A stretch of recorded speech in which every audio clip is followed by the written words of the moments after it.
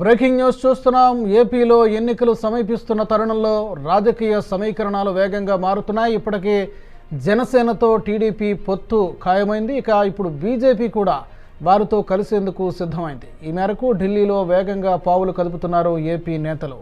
టీడీపీతో వెళితేనే రాజకీయ భవిష్యత్తు ఉంటుందన్న అభిప్రాయం ఏపీ బీజేపీ నేతల్లో కనిపిస్తోంది.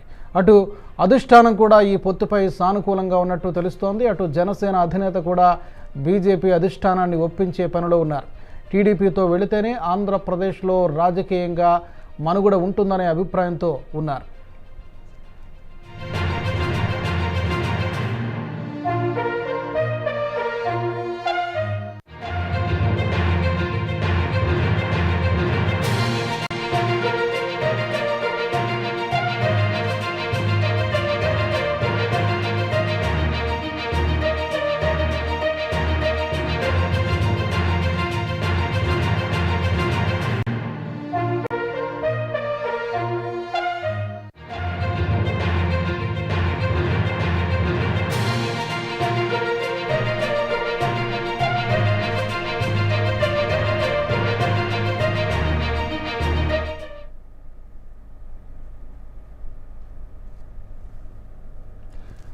ఇక ఈ పరిణామాలకు సంబంధించి ఢిల్లీలో జరుగుతున్నటువంటి ఏపీలో జరుగుతున్నటువంటి ఈ తాజా పరిణామాలకు సంబంధించి లేటెస్ట్ అప్డేట్స్ని మా ఎగ్జిక్యూటివ్ ఎడిటర్ శివప్రసాద్ గారు అందిస్తారు లైవ్లో.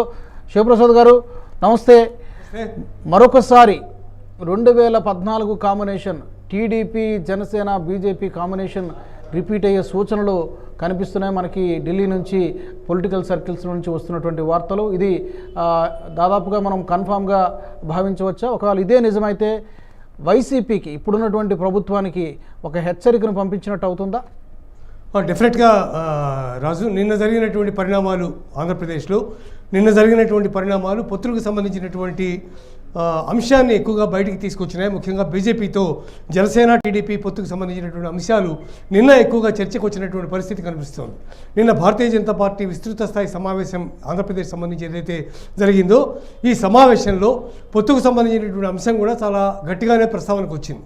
ఈ ప్రస్తావనకు వచ్చినప్పుడు ఎవరెవరైతే బీజేపీకి జనసేన టీడీపీతో పొత్తు పెట్టుకుంటే బాగుంటుంది అని అనుకుంటారో అట్లాంటి వాళ్ళందరూ కూడా వాళ్ళ అభిప్రాయాన్ని, లేదా ఎవరు వద్దనుకుంటారో వాళ్ళ అభిప్రాయాన్ని కూడా వెంటనే తెలియజేయవలసిందిగా వాళ్ళు ఎప్పటికప్పుడు చెబుతూ ఉన్నటువంటి రాసి ఇమ్మని చెప్పి ఆదేశించడం జరిగింది.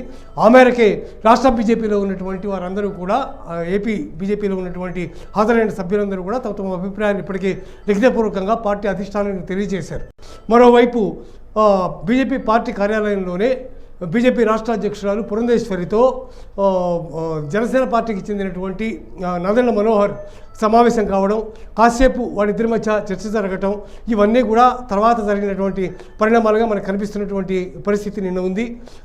సత్యకుమార్ కూడా నిన్న మీడియాతో మాట్లాడుతూ టీడీపీ వైపు నుంచి కొంత ఇనిషియేటివ్ కావాలి కదా దీనికి సంబంధించి, జనసేనతో ఇప్పటికే పొత్తు ఉంది, మాకు ఉంది, జనసేనతో పొత్తు టీడీపీకి కూడా ఉంది, అలాంటి నేపథ్యంలో ఖచ్చితంగా టీడీపీ ఒక అడుగు ముందుకేస్తే బాగుంటుంది కదా అన్నటువంటి అభిప్రాయాన్ని వ్యక్తం చేసినటువంటి పరిస్థితుల్లో ఇవాళ దీనికి సంబంధించి పరిణామాలన్నీ కూడా చాలా వేగంగా జరిగాయి. అయితే చంద్రబాబు మాట్లాడారా, లోకేష్ మాట్లాడారా, లేదా బీజేపీయే కన్ఫర్మ్ చేసుకుందా వీళ్ళ రిక్వెస్ట్ మీద, పవన్ కళ్యాణ్ మాట్లాడారా, ఈ విషయాలన్నీ కూడా ఇంకా సమాచారం తేలవలసి ఉంది. కానీ నిర్దిష్టంగా ఆంధ్రప్రదేశ్లో జనసేన టీడీపీతో కలిసి బీజేపీ వెళ్ళబోతోందనేది మాత్రం సుస్పష్టం. అయితే దీనికి సంబంధించినటువంటి విధి విధానాలు ఏమిటి, ఏం చేయాలి అనే దాని మీద ప్రస్తుతం కొంత చిన్నపాటి ప్రతిష్టంభన ఉన్నప్పటికీ కూడా 1-2 రోజుల్లో అది మొత్తం కూడా క్లియర్ అయ్యే అవకాశం ఉంది. అది అయిపోయిన వెంటనే అఫీషియల్గా దీనికి సంబంధించినటువంటి సమాచారాన్ని బీజేపీ అధినాయకత్వం ప్రకటించే అవకాశం కనిపిస్తోంది రాజు. అయితే శివప్రసాద్ గారు, ఏదైనా కూడా పొత్తులకు వెళ్ళినప్పుడు ముఖ్యంగా సీట్ల సర్దుబాటు విషయంలో కొంత భిన్నాభిప్రాయాలు ఉంటాయి, వాళ్ళ డిమాండ్ ఎక్కువ ఉంటుంది. ఇప్పుడుకున్నటువంటి సమాచారం ప్రకారం టీడీపీ జనసేన పార్టీకి ఎన్ని సీట్లకు అవకాశం ఇచ్చే ఛాన్స్ కనిపిస్తోంది, బీజేపీకి ఎన్ని సీట్ల వరకు ఇవ్వచ్చు? అంటే వీటికి సంబంధించిన చర్చలు ఇంతవరకు కూడా జరగలేదు నిజం చెప్పాలంటే. ఎందుకంటే సీట్ల సర్దుబాటు దగ్గరికి వచ్చేసరికి ఏ పార్టీకి ఎక్కువ విజయావకాశాలు ఉన్నాయో మిగిలిన పార్టీలకు సంబంధించి సర్దుబాటు చేసేటప్పుడు న్యాచురల్గా ఆ సీట్ల సర్దుబాటు అంశంలో కొంత ప్రతిష్టంభన ఏర్పడే అవకాశం ఉంటుంది. జనసేన ఇన్ని సీట్లు మాకు కావాలి అని ఇంతవరకు డిమాండ్ చేసిన సందర్భము లేదు, ఇన్ని సీట్లు ఇస్తామని టీడీపీ చెప్పినటువంటి సందర్భం కూడా లేదు. ఇప్పుడు బీజేపీ కూడా ఇప్పుడు తన యొక్క అభిప్రాయాన్ని వ్యక్తం చేయడానికి సిద్ధపడింది కాబట్టి బీజేపీకి ఎన్ని సీట్లు ఇవ్వాలి అనే అంశం మీద కూడా వాళ్ళకి కొంత చర్చ జరిగే అవకాశం ఉంది.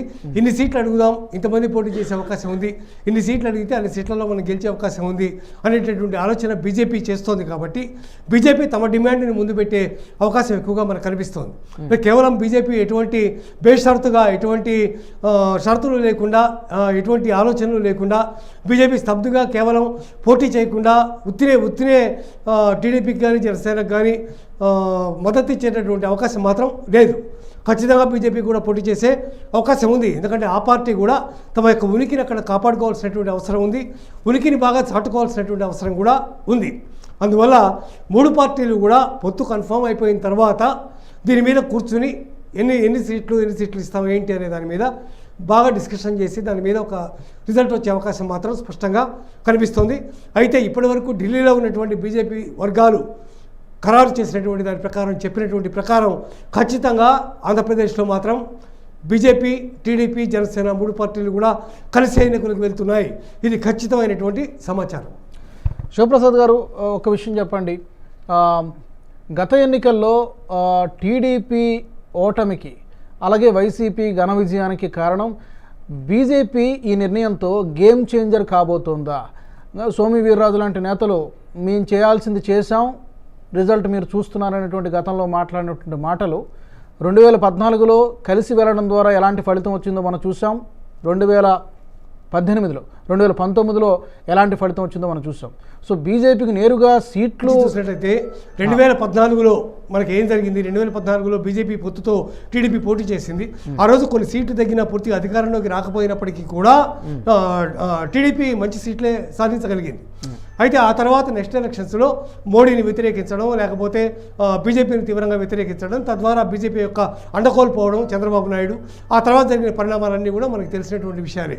ఇలాంటి నేపథ్యంలో జనసేన, బీజేపీ రెండూ కలిసి అక్కడ ఉన్నటువంటి ప్రస్తుతం పరిపాలనలో ఉన్నటువంటి వైఎస్ జగన్ ప్రభుత్వం యొక్క అధికారాన్ని పూర్తిగా తీసివేయాలనే డెసిషన్ తీసుకున్నటువంటి నేపథ్యంలో సీట్ల సర్దుబాటుతో లేకపోతే వాటన్నిటితో చర్చలతో సంబంధం లేకుండా మేము ఖచ్చితంగా ఓట్లు చేరనివ్వం, కాబట్టి మేమిద్దరం కలిసి పోటీ చేస్తాం అనేటటువంటి ఒక బలమైనటువంటి నిర్ణయానికి వచ్చి ఆ మేరకు చంద్రబాబు నాయుడు రాజమండ్రి జైల్లో ఉన్నటువంటి సందర్భంగా పరామర్శించడానికి వచ్చినటువంటి చంద్రబాబు నాయుడు జైలు ప్రాంగణంలోనే దీనికి సంబంధించినటువంటి అనౌన్స్మెంట్ పవన్ కళ్యాణ్ చేశారు.